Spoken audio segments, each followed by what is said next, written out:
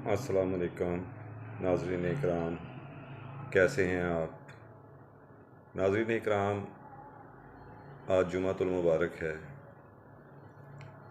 और जुमे के बाद आज का जो वीलॉग है वो स्पेशली 3 टॉपिक्स पर होगा, जिनमें से पहला टॉपिक है जी फ़लस्तीन। दूसरा टॉपिक है आज का जिस पर बात करूँगा वो है मियाँ आवेगा कि नहीं आवेगा। और नाज़रीन इकराम, तीसरा टॉपिक है पॉपुलरिटी किसकी है, नून के पीटीआई। तो शुरू करते हैं आज का वीलॉग। अल्लाह ताला हम सब मुसलमानों पर आसानियाँ पैदा फरमाए। तो नाज़रीन इकराम, सबसे पहले बात करेंगे फ़लस्तीन के हवाले से। चूँकि लम्हा ब लम्हा पूरी कौम इस बात से आगाह है और पूरी कौम इस वक्त देख रही है, पूरी मुसलमान उम्मत इस वक्त देख रही है फ़लस्तीन की तरफ, बैतुल मुक़द्दस की तरफ। तो ये जुल्म सिर्फ मुसलमानों पर ही क्यों? अगर देखा जाए, कश्मीर में जुल्म मुसलमानों पर, फ़लस्तीन में जुल्म मुसलमानों पर। अगर पूरी दुनिया में जुल्म होता है तो वो सिर्फ मुसलमानों पर होता है। अगर किसी गोरे पर जुल्म हो तो वो दोबारा कोई करने की हिम्मत नहीं करता। तो इस वक्त जो है माशाल्लाह फ़लस्तीन के मुसलमान अपनी आज़ादी के लिए एक बहुत बड़ी जंग लड़ रहे हैं और आज जुमातुल मुबारक है और आप सब लोग भी उनके लिए ख़ुसूसी दुआएं करें। वहाँ पर इस वक्त राशन नहीं है, पानी नहीं है, सब कुछ बंद कर दिया गया है उन लोगों के लिए। लेकिन कुछ नई अपडेट्स हैं, जैसे कि सऊदी अरब मैदान में आया, तुर्किया मैदान में आया, ईरान मैदान में आया, और भी मुस्लिम ममालिक कुछ मैदान में आ गए हैं, जो कि इस वक्त खुराक और बाकी मामलात की तरफ भी देख रहे हैं और एक पुरअमन कैंपेन चला रहे हैं जिससे ये जंग बंद हो सके। लेकिन ये जंग तो बंद हो जाएगी। असल तो इस जंग को बंद होते होते सार जो फ़लस्तीन के मुतालबात हैं, जो मुसलमानों का वहाँ पर जो जो हिस्सा उनका बनता है, बीइंग ए मुस्लिम, बैतुल मुक़द्दस हमारा है और हमारा ही रहेगा इंशाअल्लाह ताला। तो सबसे बड़ी जो बात है वो अगर ये सालसी होती है, ये जंग रुकती है, तो इंशाअल्लाह ताला बड़े कवी इम्कान हैं इसके कि ये जो है जंग रुक जाएगी।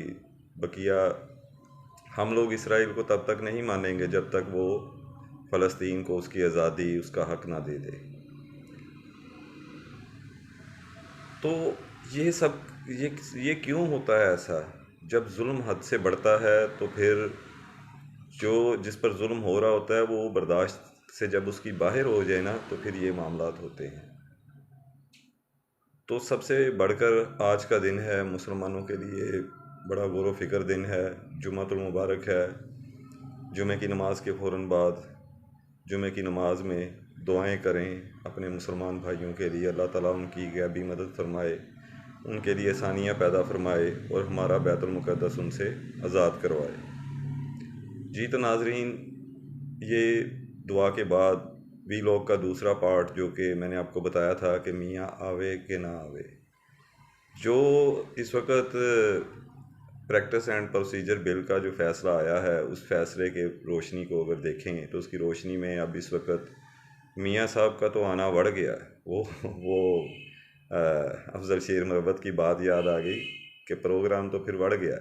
इस वक्त जो है उनका आना वो तो वाकई ही ख़तरे में है।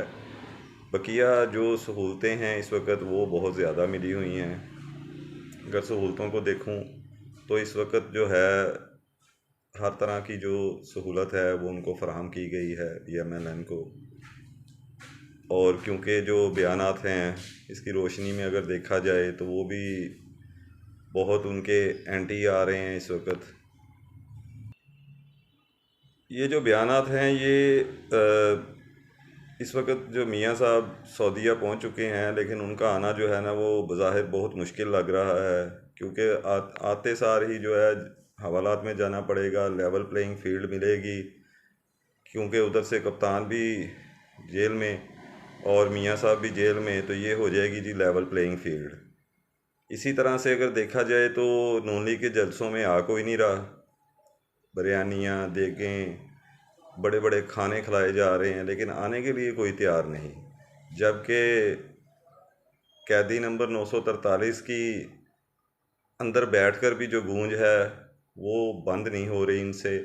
उसके लिए सर तोड़ कोशिश की जा रही है, लेकिन वो भी डटा हुआ है और वो भी अपने उसी टारगेट पर जो है अपना सब कुछ मरकूज़ करके बैठा है, जेल बर्दाश्त कर रहा है।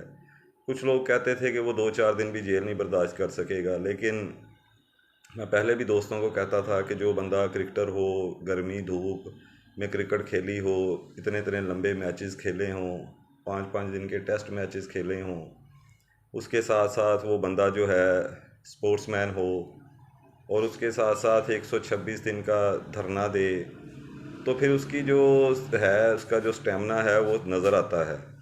तो भाई ये तो बड़ी मुश्किल सी बात है इनके लिए, उसको यहाँ से बाहर भेजना या उसको किसी तरह से मनाना या बंदे उठाकर। ये गेम अब जो है फ्लॉप हो चुकी है, क्योंकि इस वक्त मुतज़ाद सी चीज़ें आती हैं। अगर कोई बयान आता है, सदाकत अब्बासी कह रहा है मैं बच्चों के साथ आउटिंग पे था, लेकिन वो जो नेक्स्ट वीडियो आती है रिलीज़ होने के बाद माँ के साथ गले लिपट कर, तो उसमें वो जो अल्फाज हैं, जो वो चीज़ें हैं, तो ये सब कुछ इस वक्त सोशल मीडिया का दौर है, उस पर हर बंदा देख रहा है, हर बंदा उस पर कमेंट्स पास कर रहा है। तो जी अब जो है तीसरा जो वाक़या है अभी रिसेंटली कल का है, वो एक स्कूल के बच्चे, उन्होंने मियाँ साहब के जो बैनर्स वगैरह हैं उनको फाड़ा है, उन पे स्याही लगाई है या जो भी किया है। अब अगर देखा जाए तो वो बच्चे हैं, उनको समझाना हमारा मकसद है, लेकिन ये उनको गिरफ़्तार करना, हवाई फायरिंग की, इस तरह के मामला डालना, उनको डराना धमकाना, अब लोग नहीं डर रहे, अब लोग चुप करके बैठ गए हैं। मेरी 50-100 लोगों से बात हुई, मैंने पूछा कि आप बड़े पार्टी के एक्टिव लोग थे, अब आप चुप करके बैठ गए हैं अवाम में से भी, कि आप लोग क्या ऑब्ज़र्व कर रहे हैं। तो अवाम का एक ही कहना है, कैदी नंबर 943 देना है। हर बंदा यही कहता है जी इनका जो प्रोग्राम है ना वो तो बढ़ गया जो इन्होंने किया था, अब हमें हर चीज़ नज़र आ रही है। तो खुदारा होश के नाखुन लें, एक लेवल प्लेइंग फील्ड दें मुल्क के अंदर भी, ताकि अगर हम आज फ़लस्तीन की बात करते हैं, कश्मीर की बात करते हैं, तो किस लिए करते हैं? उनकी आज़ादी के लिए। तो पाकिस्तान तो वैसे ही आज़ाद मुल्क है, तो जो इस वक्त पोजीशन है वो सोचना होगा सब लोगों को, अदारों को, एक लेवल प्लेइंग फील्ड देनी होगी अगर इलेक्शन और एक लोगों को जमहूरियत की तरफ लेकर जाना है और जमहूरी फ़ैसला करवाना है अवाम से। तो वो जिसकी पावर होगी वो आएगा, वो बैठेगा, वो हुकूमत करेगा। तो नाज़रीन इकराम, इस वक्त जो सिचुएशन है वो बड़ी दिलचस्प है और कुछ पीटीआई के कारकुनान की ज़मानतें भी हो गई हैं। तो ये जो सिलसिला कार है ये अब ज़्यादा देर नहीं चलेगा, क्योंकि इलेक्शन आ रहा है और अगर मियाँ साहब को लेवल प्लेइंग फील्ड चाहिए तो फिर तमाम पार्टीज़ को लेवल प्लेइंग फील्ड चाहिए। बकिया इलेक्शन में जो पोजीशन है वो इस वक्त जो है हर लिहाज से कैदी नंबर 943 की जो है वो सबसे फेवरेट जा रही है। बकिया देखें इलेक्शन के हवाले से जनवरी फरवरी में होते हैं या नहीं।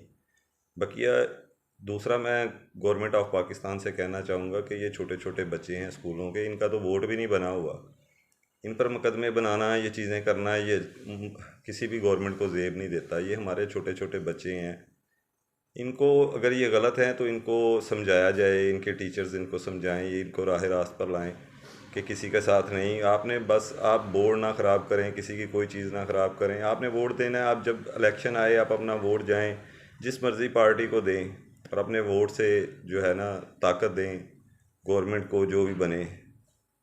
तो बहुत शुक्रिया, दुआओं में याद रखिएगा। स्पेशली लास्ट में दोबारा वीलॉग के मैं आपसे रिक्वेस्ट करूँगा कि फ़लस्तीन के लिए, फ़लस्तीन के मुसलमानों के लिए रो रो कर दुआएं करें। अल्लाह ताला उन पर अपनी ख़ास रहमत करे और बैतुल मुक़द्दस आज़ाद मिले हमें मुसलमानों को, ताकि हम भी वहाँ जा सकें, वहाँ नमाज़ें पढ़ सकें। अल्लाह ताला आपका और मेरा हामी व नासिर।